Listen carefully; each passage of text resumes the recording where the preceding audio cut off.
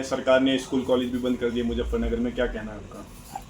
देखिए, जिस तरीके से कावड़ का अभी हम देख रहे हैं कि कावड़ ये सारे जल लेकर के जा रहे हैं। देखिए, सबसे पहले तो ये देश सभी का है और इस देश के अंदर इस देश का संविधान ये इजाज़त देता है कि सभी धर्मों का आप पूर्ण तरीके से सम्मान करें। इस चीज़ को लेकर हम लोग भी सभी धर्मों का सम्मान करते हैं पूरी तरीके से। और जो लोग इस पूरी कावड़ यात्रा में बड़ी श्रद्धा के साथ जल लेकर के जाते हैं, शिव भक्त होते हैं और शांतिपूर्ण तरीके से वो पूरी यात्रा तय करते हुए जाते हैं, पूरा उनका सम्मान है। लेकिन कुछ जो शरारती तत्व इस यात्रा के अंदर आप देख रहे हैं कि किस तरीके से वो किसी को पीट रहे हैं, उत्पात मचा रहे हैं। आप देख रहे हैं कि बच्चों की वैन के अंदर जिस तरीके से उन्होंने उनका एक्सीडेंट किया, आपने देखा कि किस तरीके से मारपीट हुई। ये तमाम चीज़ें इस कावड़ यात्रा में, ये हर सीज़न की बात है। हर साल इस तरीके से कावड़ यात्रा निकलती है और हर साल इस तरीके की तस्वीरें हमें, इस तरीके के उत्पात हमें देखने को मिलते हैं। लेकिन उससे कहीं ज़्यादा अफसोस ये होता है कि इस देश के अंदर दोहरा मापदंड जो हमें देखने को मिलता है, उस पर बहुत अफसोस होता है। खास करके उत्तर प्रदेश के मुख्यमंत्री योगी आदित्यनाथ के कई ऐसे बयान हैं, पिछले भी हम कई बयान देखते आए हैं और उसके बाद लगातार हम ये देख रहे हैं कि पुलिस प्रशासन से लेकर के पूरा एडमिनिस्ट्रेटिव जो है कहीं ना कहीं पुष्प वर्षा करता हुआ नजर आता है हमें। तो हमें लगता है कि इस देश के अंदर आखिर दो कानून क्यों हैं? जो ऐसे लोग हैं जो उत्पात मचाते हैं, शरारती तत्व हैं, पूरी यात्रा को कहीं ना कहीं बदनाम करने की कोशिश करते हैं, उनके लिए इस तरीके का कानून है कि उनको समझा बुझा करके भेज दिया जाता है। हालांकि वो पुलिस वाले, ऐसी रिपोर्ट है कि पुलिस वालों को भी पीटा गया। मुझे नहीं मालूम ये दावा सही है या गलत है, लेकिन ऐसी खबर आई कि पुलिस वालों को भी पीटा गया।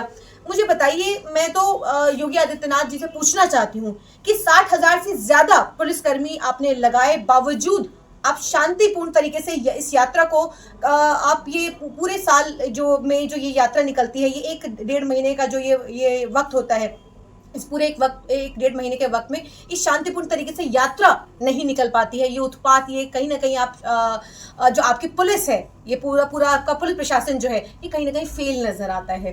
तो तमाम चीज़ें हैं जो इस यात्रा के अंदर हमें देखने को मिलता है। हमें ये भी देखने को मिलता है कि रोड ब्लॉक्स कर दिए जाते हैं, स्कूल बंद कर दिए जाते हैं। हमें ये भी देखने को मिलता है कि पुष्प वर्षा होती है आसमान से। देखिए, ये कोई राजनीतिक कोई प्रोग्राम नहीं है, ये जाहिर सी बात है, ये एक धार्मिक लोगों की आस्था से जुड़ा हुआ, इस देश की जो मैं कहूँगी कि परंपरा जो है, जो कावड़िए जितने भी यात्रा लेकर के निकलते हैं, वो एक देश की आस्था से जुड़ा हुआ, ये खास करके हिंदू समुदाय की आस्था से जुड़ा हुआ। लेकिन जिस तरीके से हाईवे ब्लॉक किए गए हैं, तो कुछ लोग कह रहे हैं मुसलमान नमाज पढ़ता है सड़क पर तो FIR हो जाती है, लात मार के भगाया जाता है, यहाँ पूरा हाईवे बंद कर दिया, कोई कुछ नहीं कह रहा। देखिए, यही मैं कह रही हूँ कि इस देश के अंदर दोहरा मापदंड चल रहा है कि आपको याद होगा कि इंदिरापुरम के अंदर जब सड़क पर नमाज हो रही थी, तो सड़क पर नमाज पढ़ने वाले एक नमाजी को किस तरीके से पुलिस लात मारती है, और वो पूरा तमाम वो वीडियो सोशल मीडिया पर आपको आज भी मिल जाएगा।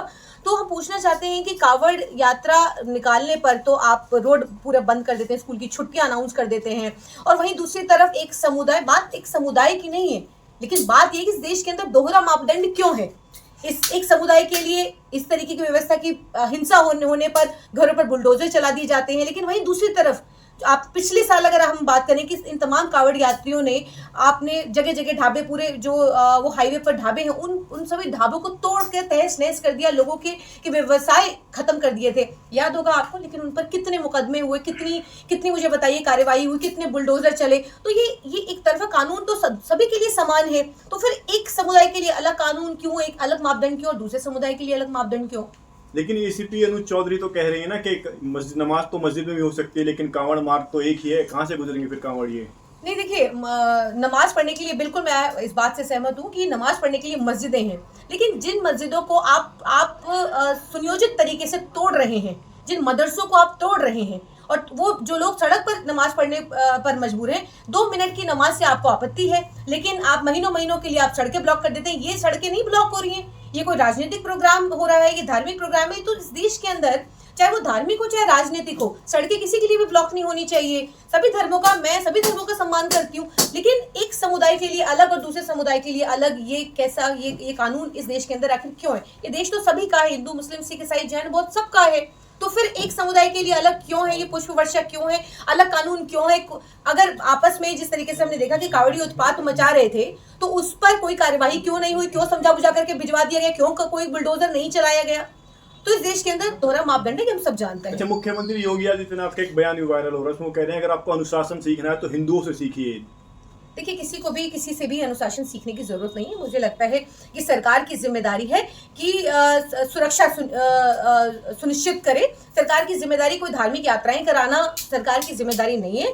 लेकिन योगी आदित्यनाथ ये भूल चुके हैं कि वो एक सूबे के मुख्यमंत्री हैं, कि वो कभी कुछ कमेंट करते हैं, कभी कुछ कमेंट करते हैं। देखिए, उनका जो काम है वो अपना काम करें, बजाय इसके कि एक समुदाय के ऊपर कमेंट करने के, एक समुदाय के ऊपर विवादित बयान देने के। आप लॉ एंड ऑर्डर को सुनिश्चित करिए, आपका जो काम है आप उस चीज को करिए, बजाय इसके कि आप किसी भी धर्म के ऊपर आप कोई भी किसी भी तरीके का विवादित बयान दे देते हैं, आपके कोई मुख्यमंत्री कोई उप मुख्यमंत्री को इस तरीके कोई बयान दे देते हैं। तो देखिए, इस तरीके से मुझे लगता है कि ये इस देश के अंदर इस तरीके की विवादित बयान देने का एक ट्रेंड चल गया है, इसी से सभी की पदोन्नति हो रही है। अच्छा, डिप्टी सीएम केशव प्रसाद मौर्य का भी एक बयान वायरल है, उसमें वो कह रहे हैं कि मदरसे आतंकवादियों के अड्डे होते हैं, आतंकवादी पैदा होते हैं यहाँ से। देखिए, केशव प्रसाद मौर्य शायद इतिहास को, शायद मुझे नहीं लगता कि उन्होंने पढ़ा है। अगर वो इतिहास को अगर उन्होंने पढ़ा होता तो शायद वो ऐसी बात नहीं कहते। मैं उनसे गुजारिश करूंगी कि एक बार इतिहास के पन्नों को पलटिए तो आपको मालूम चलेगा कि इन्हीं मदरसों से देश के स्वतंत्रता सेनानी निकले थे, जिन्होंने रेशमी रुमाल आंदोलन चलाया, जिन्होंने सालों साल जेलें काटी हैं, ये इन्हीं मदरसों से पढ़े थे। इन्हीं मदरसों से उन्होंने आज़ादी का बिगुल फूका था। तो मुझे लगता है केशव प्रसाद मौर्य को शायद कम जानकारी है। इतिहास को पलटिए, आपको पता चलेगा कि इन्हीं मदरसों ने अंग्रेजों के खिलाफ किस तरीके से लड़ाइयाँ जंगें शुरू करी थी, इन्हीं मदरसों की देन है। तो आप एक बार अटैक करने से पहले, इस तरीके के विवादित बयान देने से पहले भारत का इतिहास समझिए। वो कह रहे मदरसे बंद कर देनी चाहिए, मुसलमानों को स्कूलों की तरफ आना चाहिए। देखिए, असल में क्या है कि इन लोगों के पास कोई विकास की बात है नहीं, इन लोगों के पास कोई मुद्दे की बात नहीं है। ये सिर्फ हिंदू मुसलमान के बगैर इनकी रोटी हजम नहीं होती है। ये सिर्फ हिंदू मुसलमान मदरसा मस्जिद से बाहर ही नहीं निकलते हैं। आप भारतीय जनता पार्टी के किसी भी प्रवक्ता को पकड़ लीजिए, किसी भी आप मुख्यमंत्री को पकड़ लीजिए, किसी कार्यकर्ता से लेकर के प्रधानमंत्री तक की बात कर रही हूँ, हिंदू मुसलमान और मंदिर मस्जिद से ये बाहर ही नहीं आते। इसके अलावा, क्योंकि नफरत की राजनीति करते, नफरत के अलावा इनको दूसरी बात ही नहीं आती है। तो आप देखिए कि ये कहाँ विश्व गुरु बन रहे थे, कहाँ पर आप देखिए कि किस तरीके से ये क्या क्या बातें कर रहे हैं ये विश्व गुरु। आज देखिए कि छोटे छोटे बच्चों को धमका रहे हैं, डरा रहे हैं। तो इस देश के अंदर ये हो रहा है, देश इतना प्रोग्रेस कर रहा है, विकास इतना ज्यादा देश के अंदर हो रहा है, विकास की नदियां इस तरीके से बह रही। यही तो अच्छे दिन लाने थे मोदी जी को। अरफा जी, अंधभक्तों में जो है खुशी की लहर है कि बिहार के पटना में मोदी जी का मंदिर बनने जा रहा है।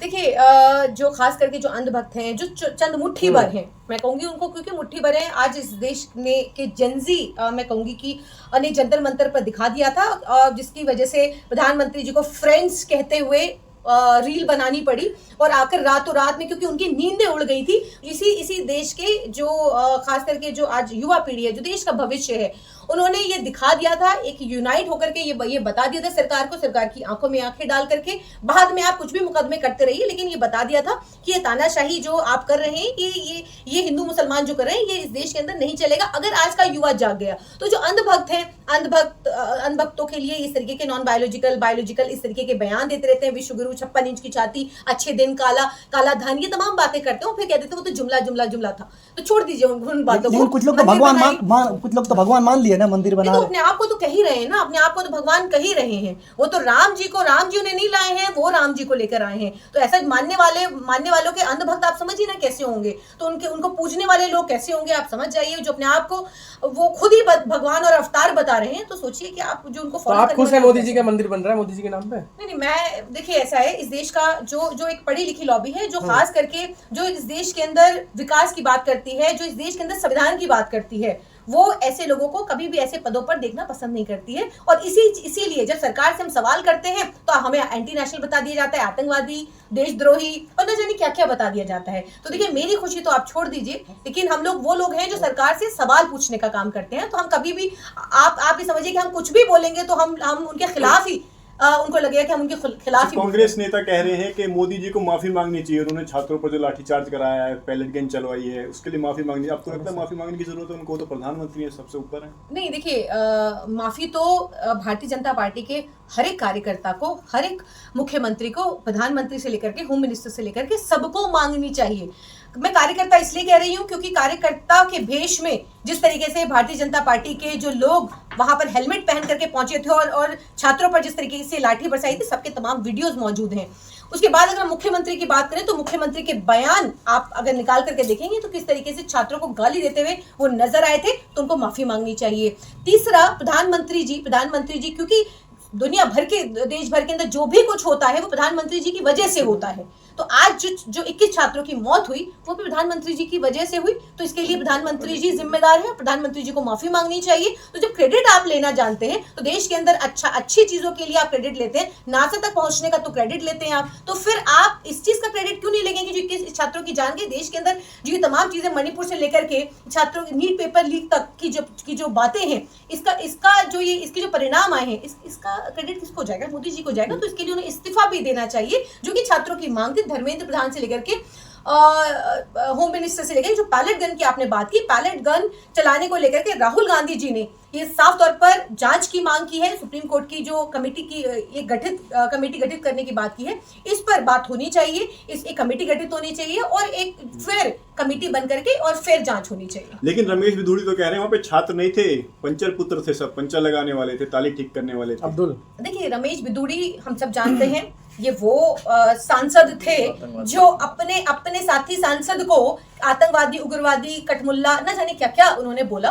तो इस तरीके के लोग, तमाम बलात्कारी से लेकर के तमाम जितने ऐसे लोग हैं जो अभद्र भाषा, जो कि आज की जेनजी की भाषा को तोल मोल रहे थे, लेकिन अपनी पार्टी के लोगों की भाषा इनको दिखाई नहीं देती है। तो ऐसे लोग जो खास करके रमेश बिधूड़ी जैसे और तमाम लोग हैं, सिर्फ रमेश बिधूड़ी नहीं और लोग हैं जो कि एक भारतीय जनता पार्टी के अंदर एक पूरा जो क्राइम करने वाले जितने लोग हैं सारे भारतीय जनता पार्टी के अंदर है। तो ऐसे लोग जब ऐसी पार्टी के अंदर होंगे तो फिर वो कहते हैं ना कि बर्बाद गुलिस्ता करने को जब एक ही उल्लू काफी है, शाख पे उल्लू बैठा है तो अंजाम में गुलिस्ता क्या होगा। तो जाहिर सी बात है, ऐसे लोग जब पार्टी के अंदर होंगे तो आप सोचिए कि देश का भविष्य क्या होगा। ठीक।